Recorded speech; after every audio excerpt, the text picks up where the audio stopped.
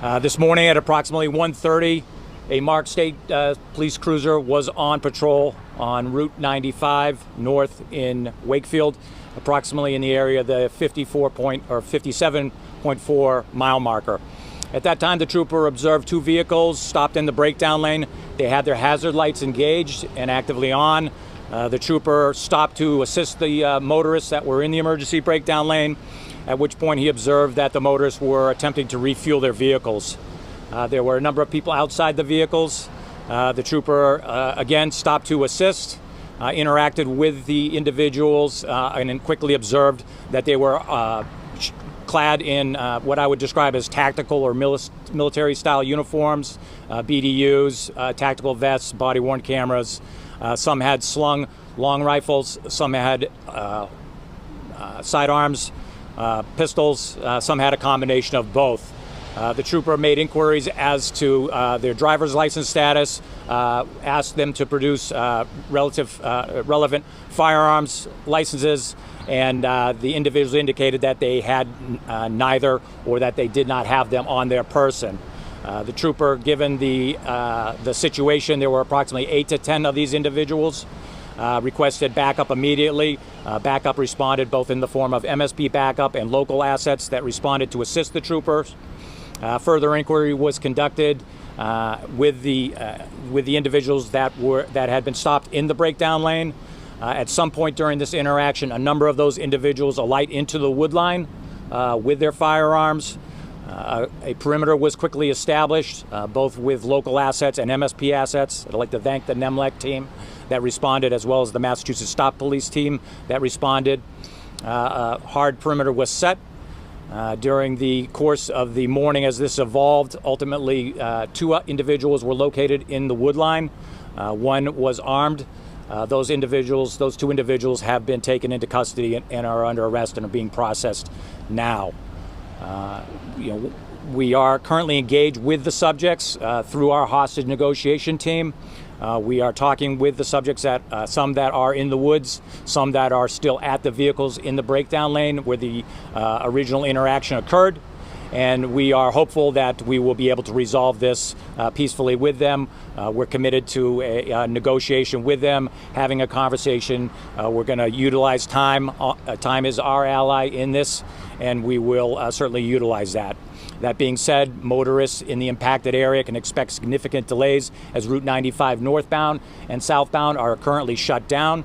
Additionally impacted by this operation is a commuter T-line that runs through the active area. That area was shut down, and commuters can expect delays or an impact to that area. So that's the current status of the situation. I just left with the command post, left the negotiators, and again, they're having conversations with the individuals there at the impacted area. We're trying to successfully and peacefully resolve this. I've had an opportunity to see some of the body-worn camera footage that was shot of the initial interaction. I've very briefly looked at that. I've seen the initial interaction between the trooper and the individuals in the breakdown lane. And I have to applaud the actions of the trooper, very patient, very understanding with them, very adept at de-escalation. And so I'm confident that that mindset and methodology will permeate the entire negotiation that we have with these individuals, and we'll be able to successfully resolve this. And we look forward to doing that. I'll now turn it over to the local chiefs, and they can explain some of the impacts upon their communities. Thank you. Chief Scory. Good morning, everyone. Wakefield Police Chief Stephen Scory.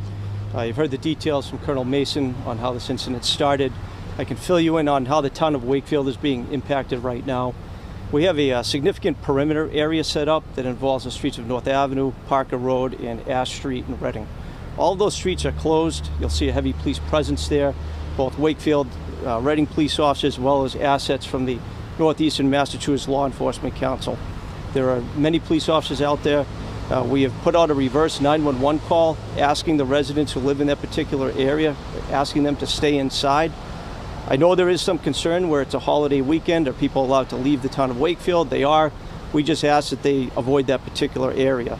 There should be some concern, I'm assuming, by business owners, whether they can open. They can open as well, as long as they're not, again, in that North Avenue area. So we will assist the state police as long as we have to. We'll keep those roads closed, and until this incident is over, you will see us out there. Thank you. Thank you, Chief. Chief Clark? Good morning, Chief David Clark from the Reading Police Department. As far as Reading's impacted, same with the Wakefield Chief. Certain roads in town have been impacted with the highway being closed. We have extra staff that we brought in to help make sure traffic is moving smoothly. And as the Colonel already briefed you on the situation up there, we are asking residents, we did send out a code red, asking residents in the area of Ash Street and Parker Road on the Wakefield side to shelter in place. Everybody else is free to move about. We just ask you avoid the area of Walkersburg Drive as much as possible, Ash Street in that area, and understand that there is going to be some significant delays in traffic and traffic impacted in the town. I can show the residents that we're keeping everybody safe. We have, like I said, extra assets on town, and just thank the assistance of Nemlec and Stoneham and Wakefield, the other towns that came in, and we'll keep you updated with the situation as it goes. Thank you. Thank you, sir. Chief McIntyre? Good morning, Jim McIntyre, I'm the police chief in Stoneham. Since early this morning, officers from the Stoneham Police Department have been assisting the Wakefield Police and State Police with this incident.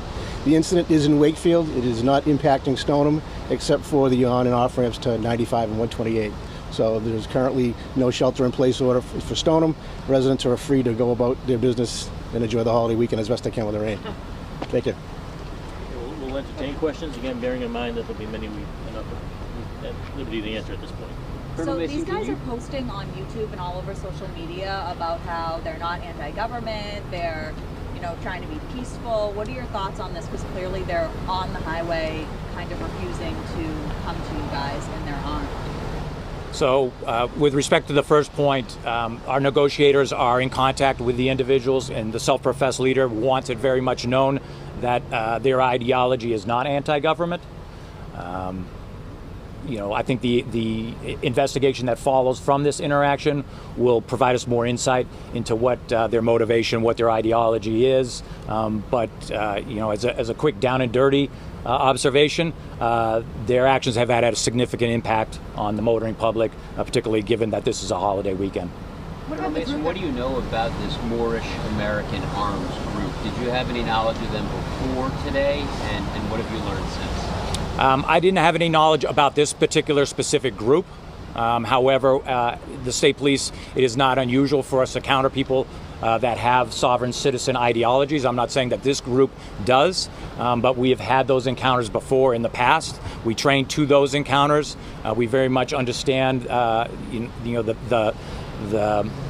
philosophy that underlies that mindset, and we train our officers actually at the academy on these interactions and how to de-escalate those situations and how to engage with people that have that philosophy and mindset and resolve those situations, in a peaceful manner, which is what we're committed to doing today. So can you confirm they are part of Rise of the Moors or that group?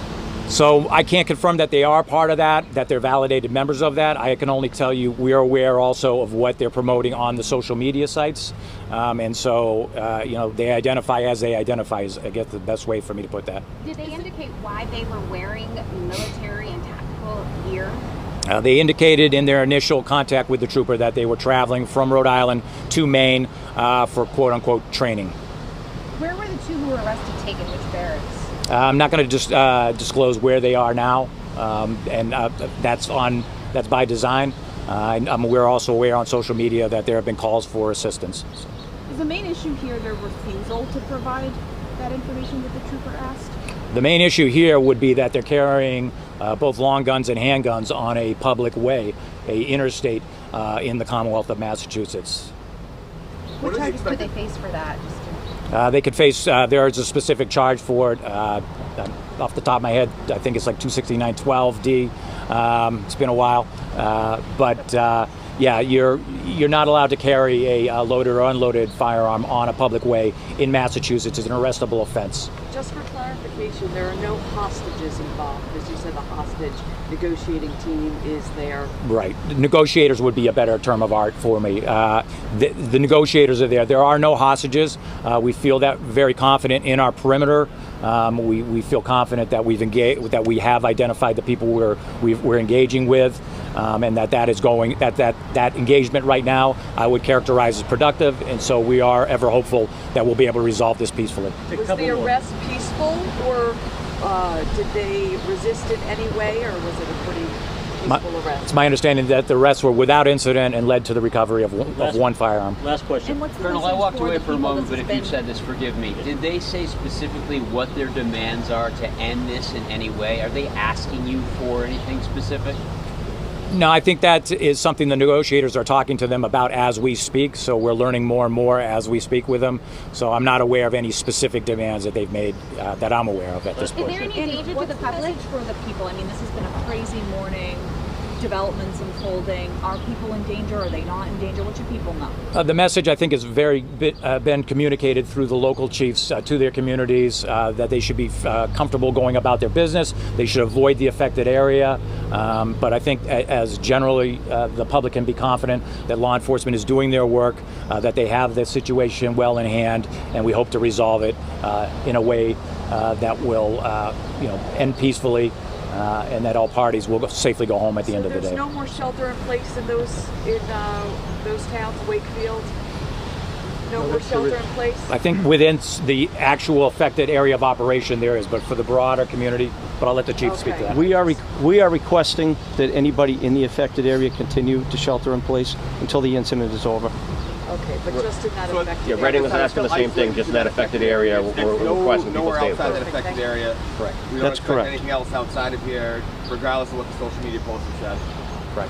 Thank you. We'll let you know when the next briefing will be.